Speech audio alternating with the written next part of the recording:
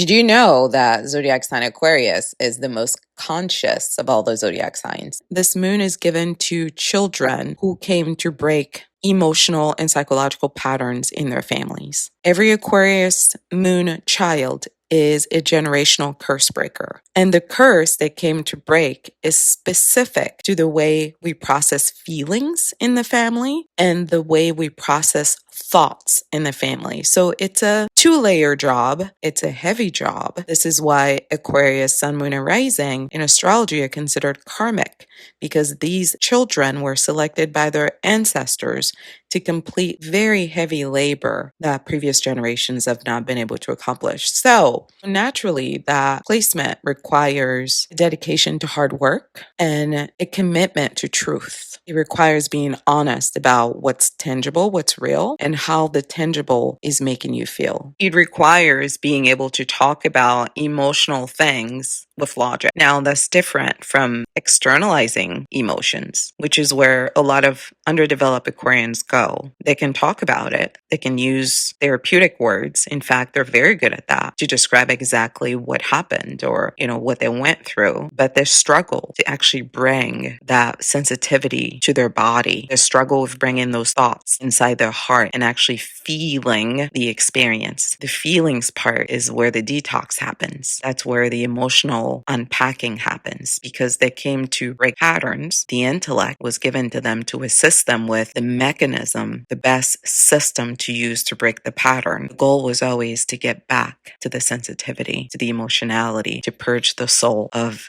emotions that are still dictating how they function. You could call it psychic, you could call it pattern recognition. This energy simply knows stuff. Look at your astrology natal chart to see where you have zodiac sign Aquarius. This is a part of your life that will be illuminated under this full moon in Aquarius. Aquarius is ruled by two planets in astrology. One of them is Saturn, also the ruler of Capricorn. Saturn has 274 confirmed moons. The second planet that rules over Aquarius is Uranus. Uranus has 29 known moons. When you put that together, what you get is 303 moons. A moon in astrology is a satellite. So an Aquarian is connected to a lot of information. These people, when they have a question about a situation, can literally sit still with that question and the answer will just come to them. They are magnets for data, for information, for systems, for processing systems, understanding systems, mastering systems, figuring out flaws in systems. All of this comes to them very easily because they actually are operating with the most satellites out of the entire world of astrology. The tension with this moon is that Aquarians are naturally connected to water, because it's a water bearer, and they are connected to air, energy.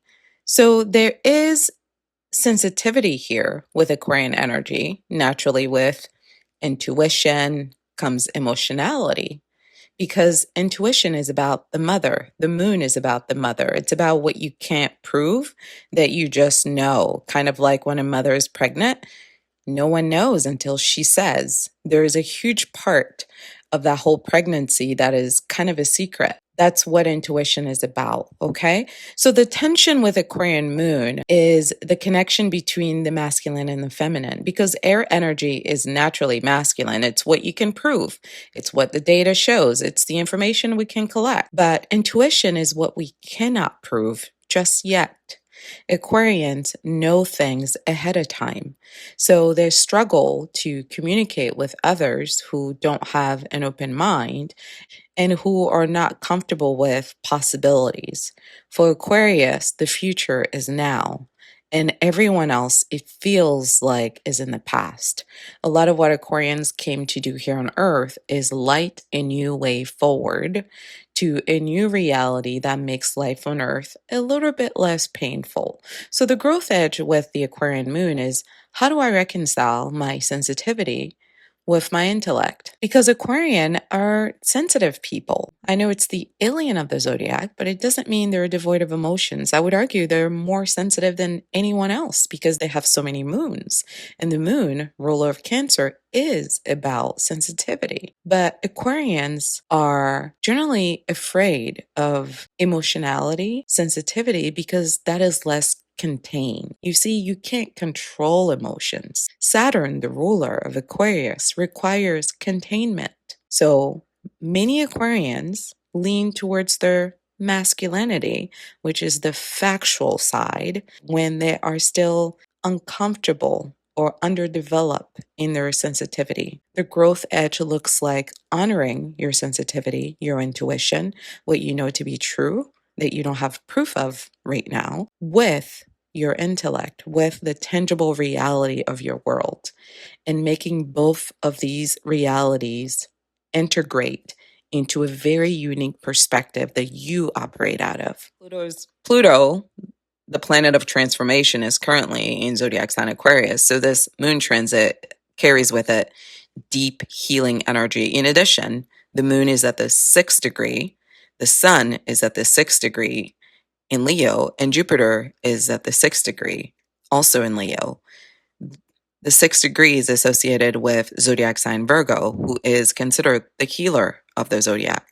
So what this full moon is calling us to is to be honest with ourselves, or perhaps brave enough to see our wounds and their connection to our history, not for the sake of self-loathing, but for the sake of understanding that we are a byproduct of who we came from. And we are at a juncture where we can actually choose what the elevated version of this pain looks like. How do we move forward with this pain into a direction that is much more healing to our soul? And how do we extend that healing energy to the world, and specifically to our social circles? The ruler of Aquarius, Uranus, is currently in Gemini, and it's at the 4th degree, which is the Cancer degree. So again, we're being brought back to the mother, to the home, to our roots, to our childhood. There is no running away from data about the fact that our patterns come from our home. Okay? And if you were confused about that over the next couple of weeks, it's going to be made very evident that a lot of how we operate, what we operate out of, how we interpret our reality, the choices that we make out of that deduction, that interpretation, are all connected to our childhood fears, our childhood trauma, our childhood traditions, our childhood resilience, our childhood coping mechanisms, like all of that made us who we are, all of the strengths and the weaknesses and all of the ways that we've survived. All of that is being lit up for us to distinguish between patterns that are actually currently still helpful in terms of them aligning with our optimal emotional, psychological, and physical health, and patterns that are no longer helpful that we need to eliminate. Gemini wants you to look at what you think you know about yourself and explore its opposite. It's about being open to all information, not just the ones that make us feel comforted or the ones that make us feel sure of ourselves. It's about the ones that challenge us, the ones that make us question our reality. Those are the questions that bring us into a new portal. To be able to access all the data from these satellites, you have to be open. Information cannot come through when the mind is closed. Uranus in Gemini is about being open to a new way of thinking, to a new truth, to a new reality, to a new perspective. And it's not as clean cut as all of us would like to think. When it comes to our families, many of us like neat little boxes. Good, bad, fun, not fun. Sometimes the person you love the most is the one that hurts you the most. You don't have to hate them. You can still love them and recognize loving them is the most painful experience you've ever had. Both of these things are true. Now, in your logical mind, if you know this person is harmful to your well-being, you set boundaries. You decide how you're going to interact with them moving forward because you're aware that they're harmful. So that's the logic. But the emotionality of the pain they've given you is still very true, very real. And growth is making peace with that love, with an understanding that sometimes the people we love are not safe people, and that's okay. You can't change them. You can't make them into someone else. You can't teach them how to be safe.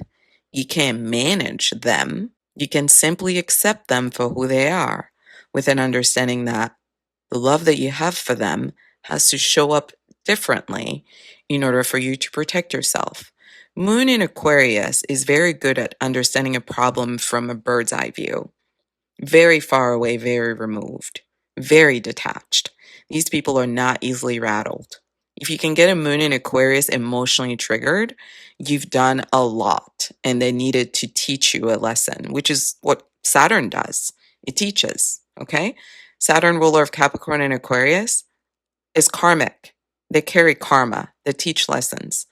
Moon in Aquarius is the most laid back, chilled energy out of the entire zodiac because of their detachment. What they came to learn is that it's okay to feel feelings while keeping an objective intellectual view of the problem. Integration isn't intellectualizing problems. It's not denying emotionality. It's being able to say, I am sensitive. I'm a sensitive soul.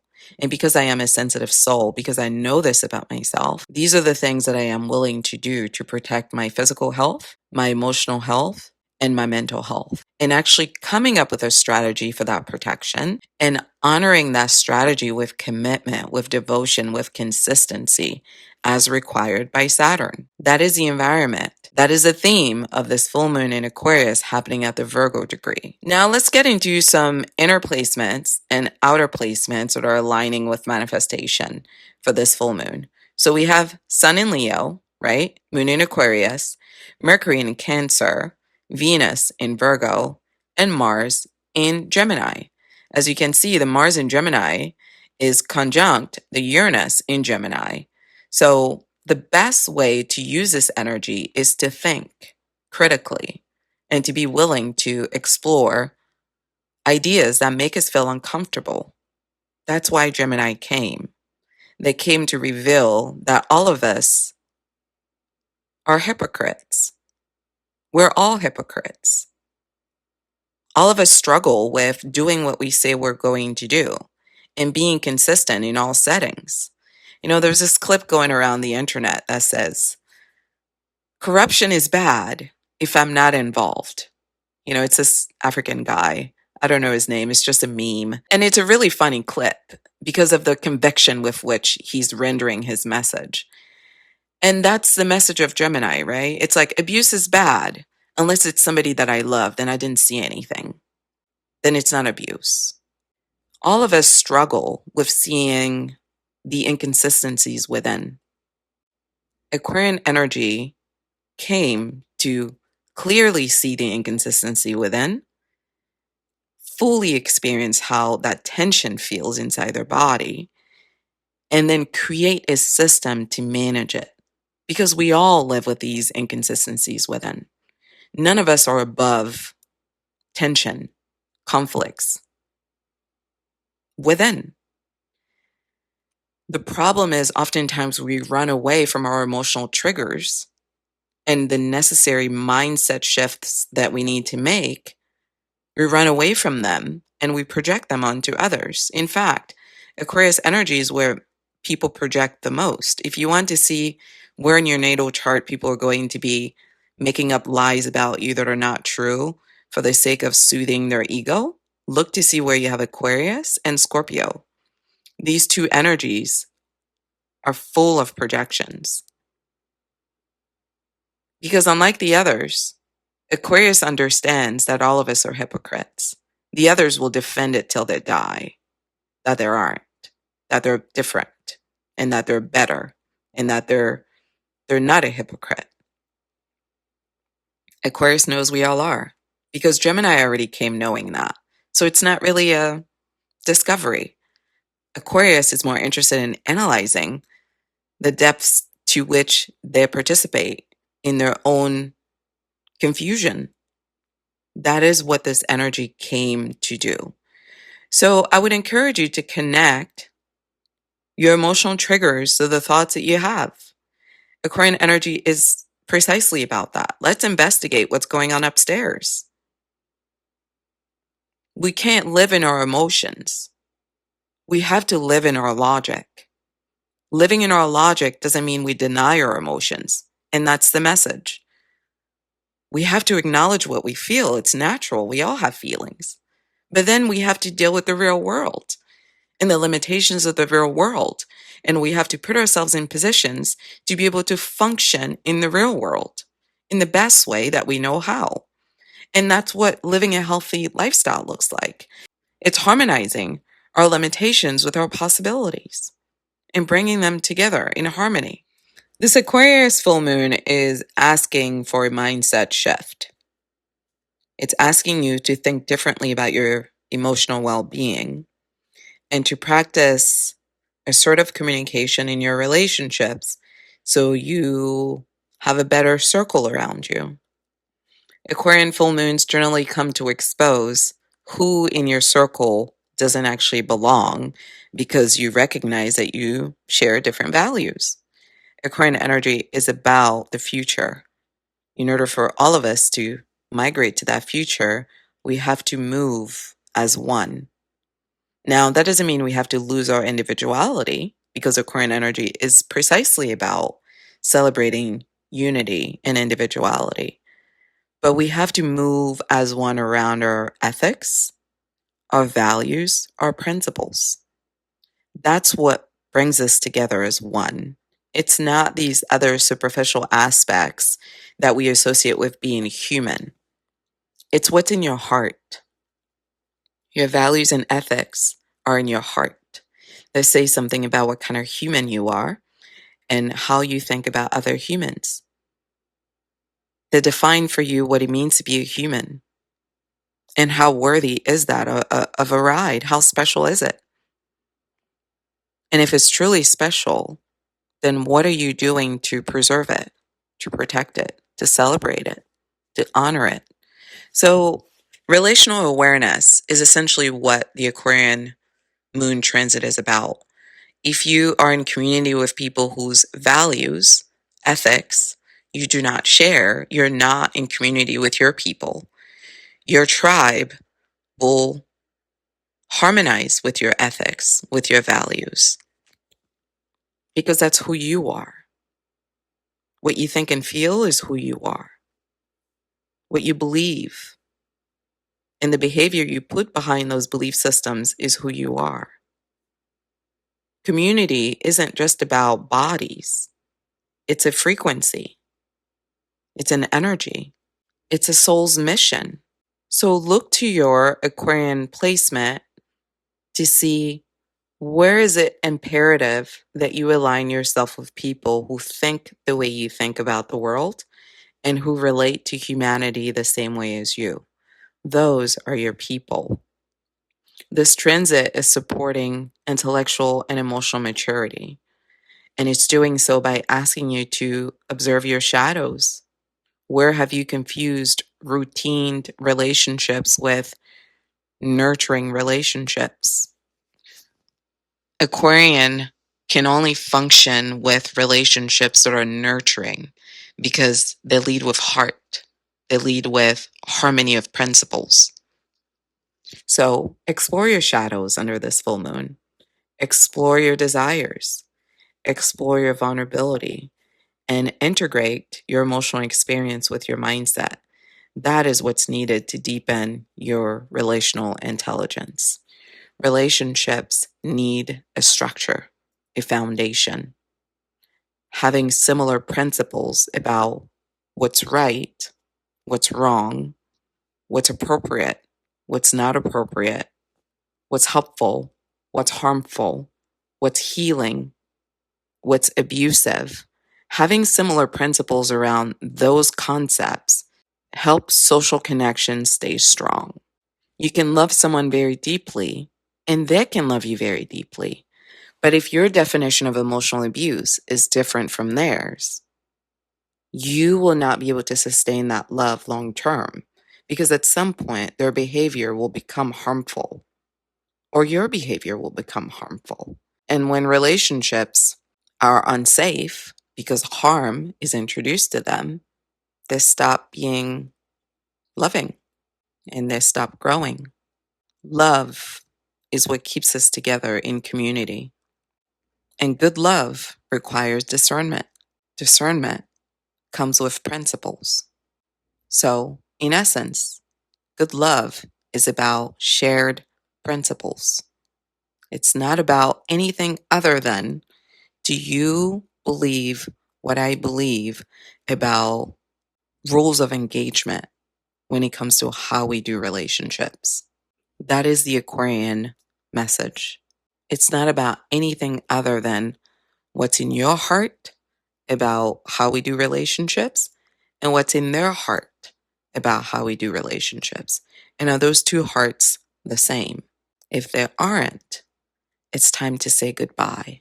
If you're noticing people in your circle who do not operate out of the same love that you operate out of, the same integrity, it's time to say goodbye to them. Now, onto an emotional regulation tool that you can use under this Aquarian full moon. Aquarian energy is excellent at looking at things and understanding them from a distance. It struggles to feel safe in emotions because emotions cannot be controlled. So oftentimes, to cope with this discomfort, they disconnect completely from their emotions and they become like a tool, an object, a machine, if you will, that they use to meet their goals.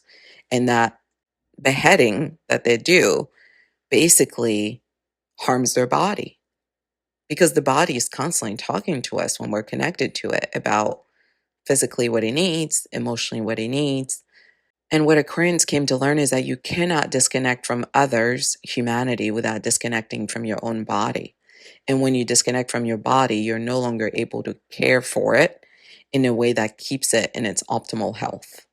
Yes, Aquarian moons need distance from others to be able to receive all the data from all those 303 satellites that they're operating under, but too much distance from others leads to them becoming inhumane.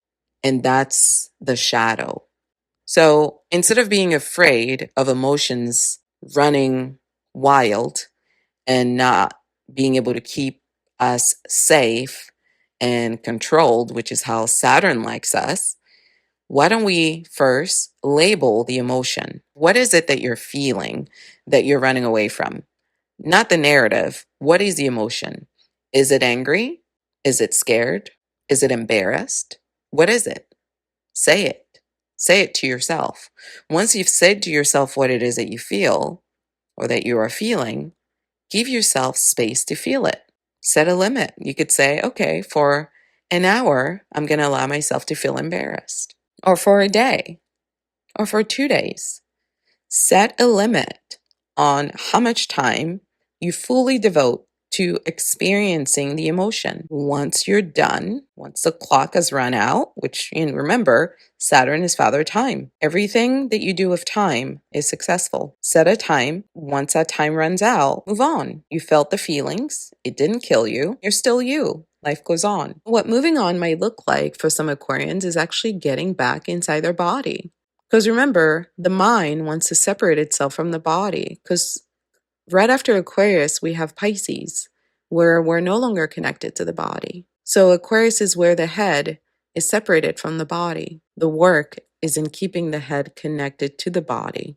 And we do that via physical exercise. Maybe it's pouring very cold water on your face. Maybe it's an ice bath. Maybe it's grounding exercises. Maybe it's deep breathing exercises. Air signs, particularly at the moon, respond really well to breathing exercises. Anything to bring you back inside your body, which is where the actual emotions are stored. And when you intellectualize your emotions, you're running away from your body. Okay? Your head is not where the feelings are. They're actually in your body. They're leaving an imprint, a scar, a pain inside of your body. Your job is to detox it, to purge it, to pour it out. The water bearer came to pour its own toxic water out of its body so that it can become a better community member. Being a satellite that sees the whole storm system from orbit, should not prevent you from being a human being that allows themselves to actually feel the storm. Can you feel the rain on your skin? Can you allow yourself to feel the vulnerability, that experience of your humanity? You cannot live like a Cancer, but being completely detached from your emotionality was never the goal. Fulfillment for Aquarius actually comes from being in a community, and that's the irony of it. Community is where they heal the most. It's where their transformative work happens in community. And for many of them, there's a lot of anxiety about being in a community because other people struggle to receive Aquarian energy in its raw, authentic form. And the solution to that for Aquarian led soul at the sun, moon, and rising is to be selective about the community itself by only doing community with people who share their principles. Everyone else is a brother and sister on earth, but they do not need to be a part of your intimate community because your intimate community honors your heart and your vulnerability. And they also honor your need to be like a machine for your own self-protection. They can do both, and they allow you to be both. They allow you to be human, filled with hypocrisy and contradictions that we all are managing every day with a desire to purify our hearts of it as much as we can within the tangible physical limitations of the real world that we all live in. You can book your astrology reading at intuitivehealing.com. You can also watch videos at Intuitive Healing here on YouTube for Astrology 101 content. Listen to the Aquarius podcast on Spotify as well as here on YouTube for your horoscope. If you're interested in astrology and love connections, you can visit at Styled Under Libra. And of course, for health and wellness and holistic healing, visit at Styled Under Virgo for all of your astrology content. Thanks so much for watching.